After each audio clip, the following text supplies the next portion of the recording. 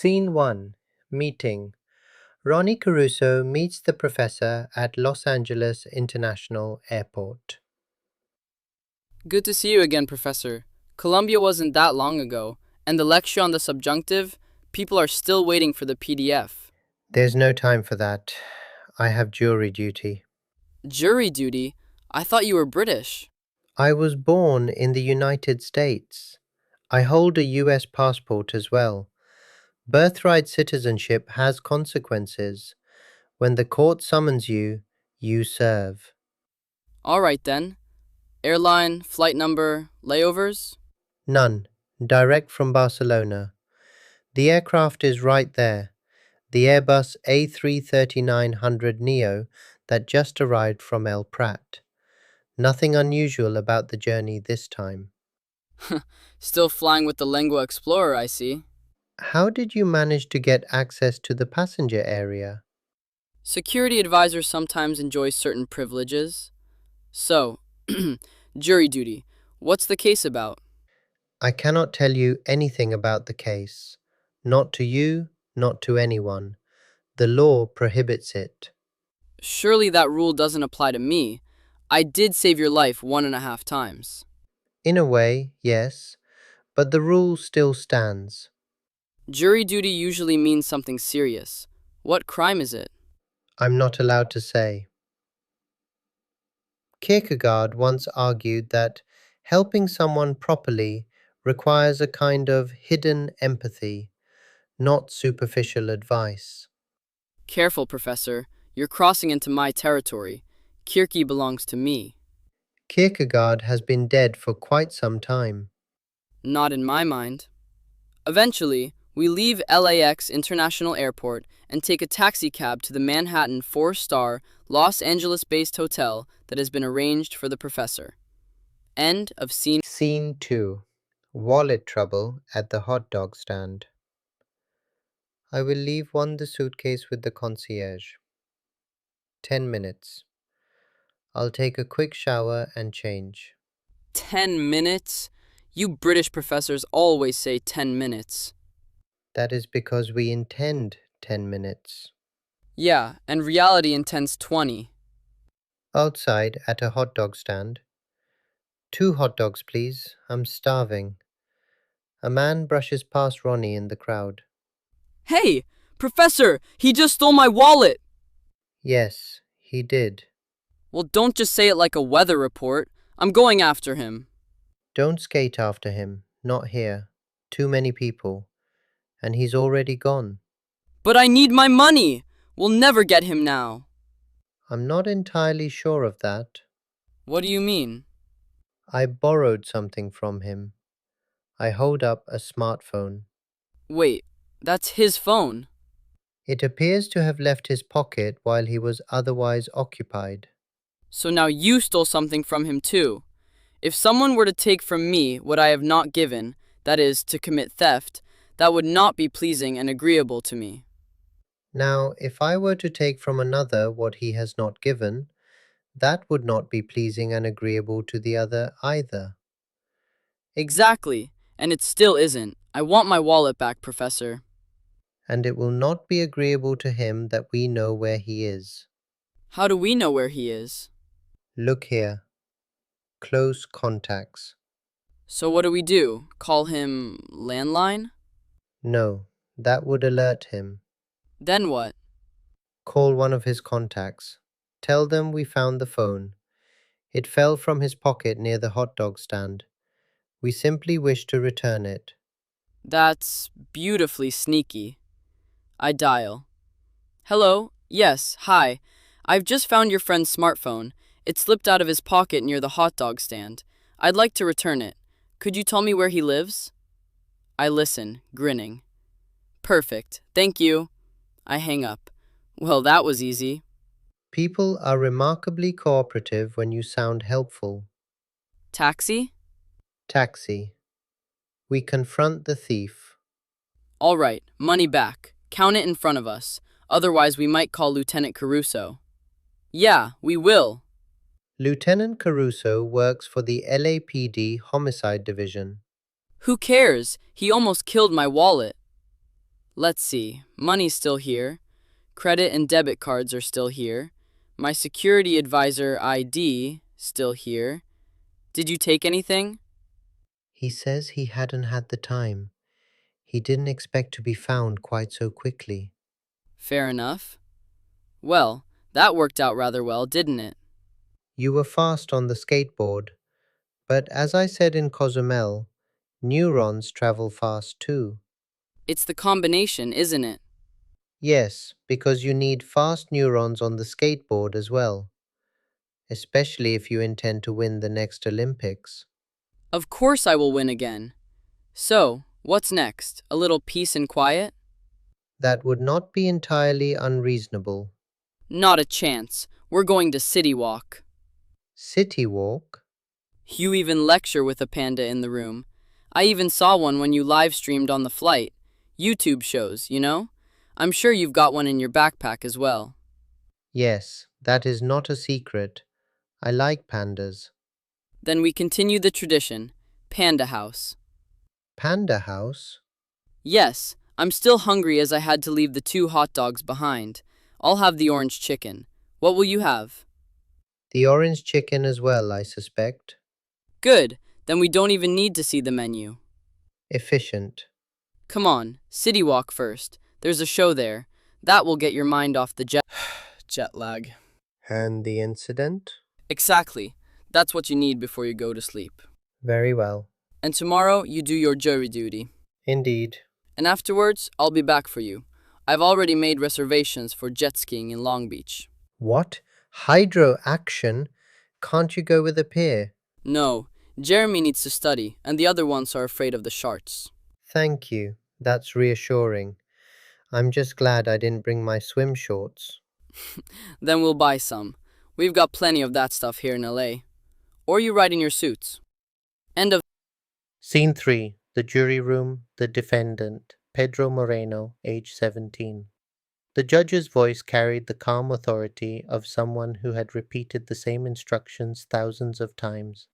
Members of the jury, she said, your task is not to determine whether you like the defendant, nor whether his life choices were admirable. Your task is singular, to determine whether the prosecution has proven the defendant's guilt beyond a reasonable doubt. She paused. The burden of proof lies entirely with the prosecution. The defendant is presumed innocent unless that burden is met. The courtroom was silent. The defendant in this case, Pedro Moreno, is 17 years old. The charge carries the possibility of life imprisonment. A faint ripple moved through the room. Retire now to the jury room and begin your deliberations. The jury room was rectangular and undecorated. A long wooden table stood in the center, surrounded by 12 chairs that bore the quiet scratches of earlier trials. The door closed behind us. For a moment nobody spoke. Then the foreperson cleared his throat. Well, he said, let's not waste time. First vote. He raised his hand. Guilty. One by one the hands went up. 10, 11. Then they stopped. All eyes turned towards me. My hand remained on the table. Juror number 5, the foreperson said slowly. You're not voting. I am voting. And I abstain. The room erupted. You abstain? What kind of vote is that? You think the boy's innocent? I did not say that, I replied. Then what are you saying? I am saying that I am not yet certain he is guilty. A man near the window leaned forward. Why are you even here? You're British. I was born in the United States, I answered calmly. The 14th Amendment grants citizenship by birth. That is why the court summoned me. Another juror scoffed. Maybe you're siding with him because you speak Spanish. I looked at him. First you accused me of being English, then of being Spanish, and now you say I side with the alleged murderer. I paused. That is a tricolon, and a rather neat climax. I detest it, though it suggests you possess an intuitive sense for stylistic devices. A few jurors exchanged glances. The foreperson rubbed his temples. Can we focus on the case? Certainly, I said. The prosecution claims the defendant threatened the victim at 1600 hours, 4 o'clock in the afternoon. Several jurors nodded. The words allegedly spoken were, "I will kill you." A man across the table folded his arms. "That's enough for me." "Is it?" I asked. He frowned. "What do you mean?" "Let us examine the witnesses." The first witness reported an at Lengua Explorer aircraft, a 33900 Neo, passing directly over the building at approximately 1600 hours, 4 p.m. Keen observation. This airline runs this aircraft to and from Los Angeles International Airport. That's right, someone said. The noise, I continued, was described as extremely loud, as the aircraft had just taken off, loud enough to drown out ordinary conversation. More nodding. So the first witness did not hear the alleged threat. "She saw someone running down the stairs," another juror said. "Yes," I replied. "From behind." "Exactly. Which means she saw a person, not a face." Silence. "So the first witness proves that someone ran down the stairs. She does not prove who that person was, and he certainly does not prove what that person said." "The second witness," I continued, "gave a rather different account." "The old man," someone muttered. "Yes, the old man. He said he heard the words clearly." "Did he?" "He said he did." "And he also claimed," I said quietly, "that he heard a Latin American Spanish accent." Several jurors nodded. "Yes," one said, "he did." "Which is interesting." "Why?" "Because accent recognition depends primarily on prosodic features. Blank, faces, rhythm, stress patterns, intonation, vowel length." I folded my hands. "These are the first elements of speech that disappear when noise interferes." The room grew quiet. "So let us summarize. At 1600 hours, an aircraft passes overhead this apartment building, right next the KLAX." "Yes." "The first witness says the noise made conversation impossible." "Yes." "The second witness says he heard not only the words, but the accent." I paused. "That is acoustically improbable." A juror frowned. "But he said it in court." "Yes," I replied, "he did. But that creates another problem." "What problem?" "In court, the defendant did not speak." A few jurors blinked. "So the witness could not have heard the accent in the courtroom either." The foreperson leaned back slowly. "You're saying he guessed?" "I am saying," I replied, "that the testimony invites a legal objection." "What objection?" "Calls for speculation." Silence. Cut. Cut. Scene 4. Linguistics enters the jury room. Silence. Without hearing speech clearly, the witness cannot identify an accent. One juror scratched his head. "So where did the accent come from?" "Perhaps," I said, "from the prosecutor's question." "What question?" "Did you notice a Latin American Spanish accent?" Several jurors looked at each other. "That," I said calmly, "this is called a leading question."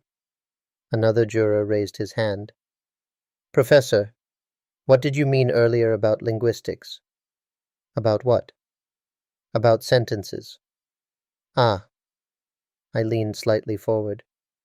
"The alleged sentence is, 'I will kill him.'" "Yes."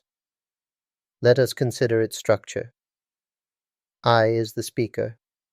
'Him' is the target. And both are examples of what linguists call deictic expressions." "Deictic?" someone asked. "Yes. Words whose reference depends entirely on context. Here, there, now, I, you, him. Without context, they mean very little.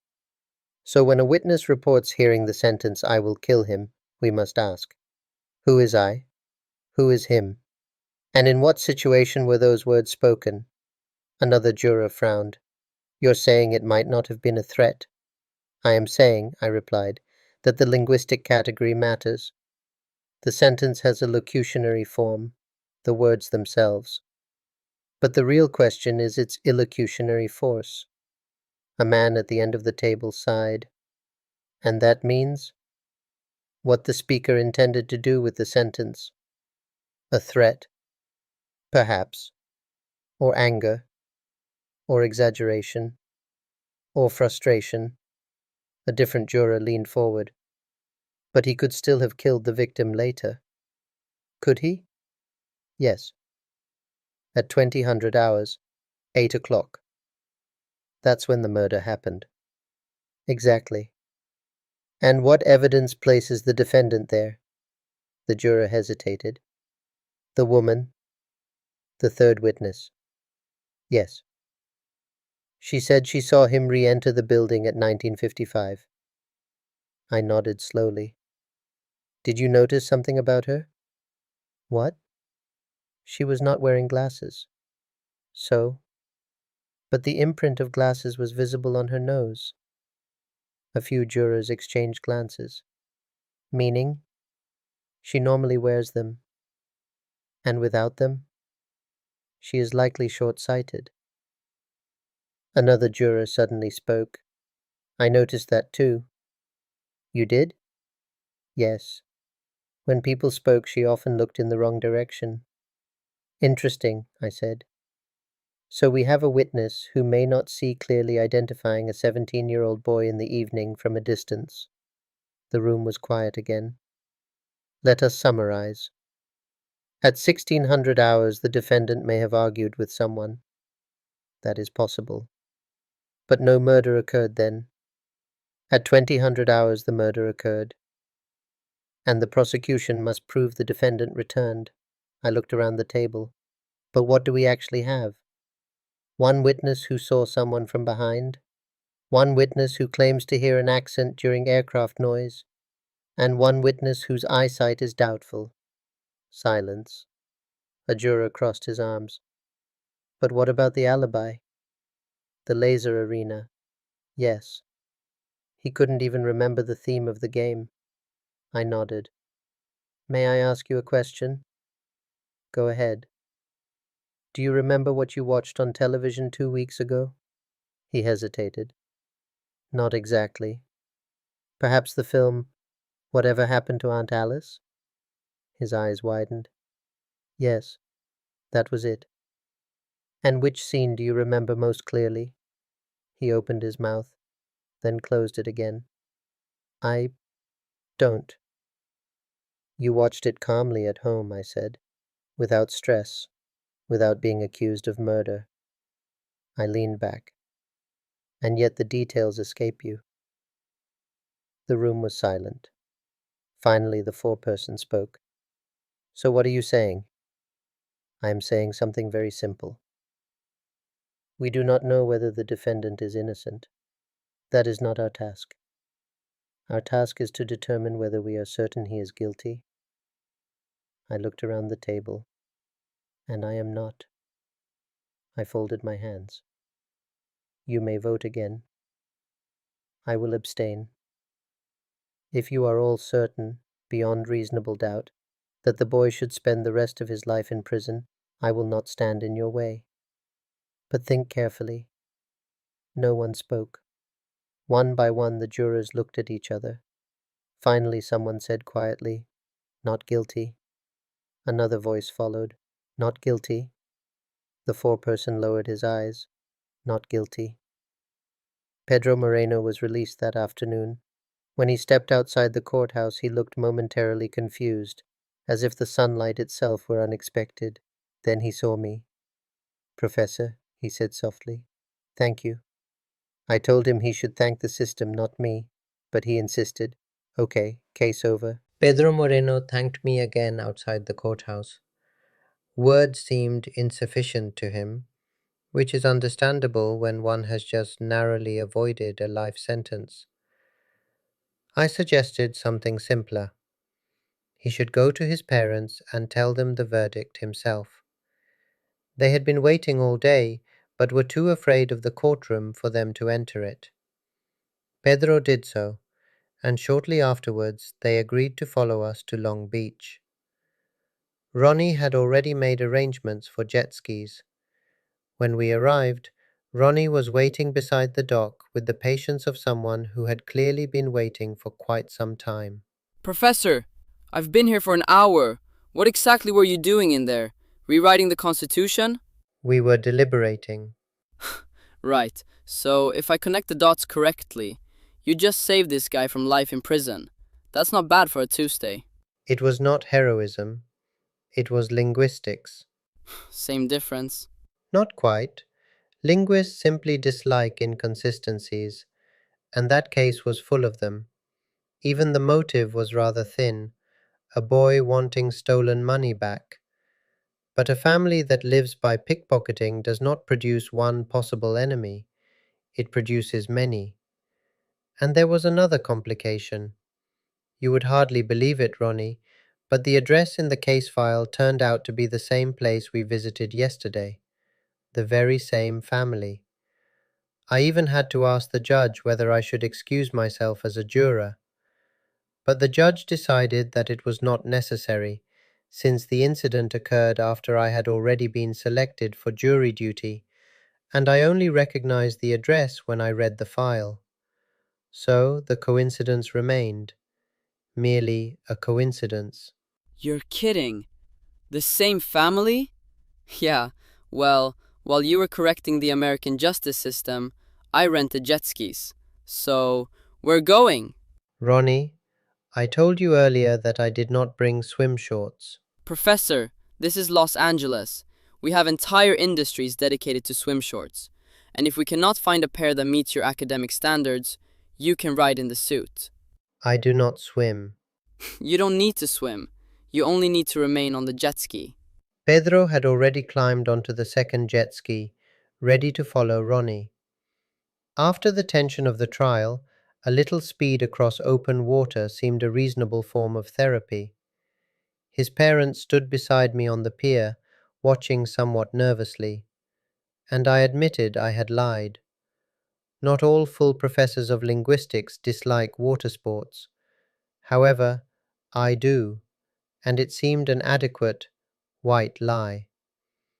Hydrolinguistics does not exist after all. Ronnie started the engine. Pedro, Kierkegaard says, to dare is to lose your footing momentarily. So try not to lose it completely. Ronnie, What? It's philosophy. try to keep the philosophy below 70 kilometers per hour. The two of them accelerated across the harbor, sending white arcs of water into the late afternoon sun. The Pacific was unusually calm that day. I remained on the pier. After all, I had just turned around a jury room. I did not feel the urge to turn around a jet ski. Later that evening, we all walked to a Mexican restaurant by the marina, where Pedro's parents insisted on thanking everyone again and footing the bill. No resistance from my side, nor from Ronnie's. After a day like that, a good Mexican meal seemed an entirely reasonable conclusion. The end.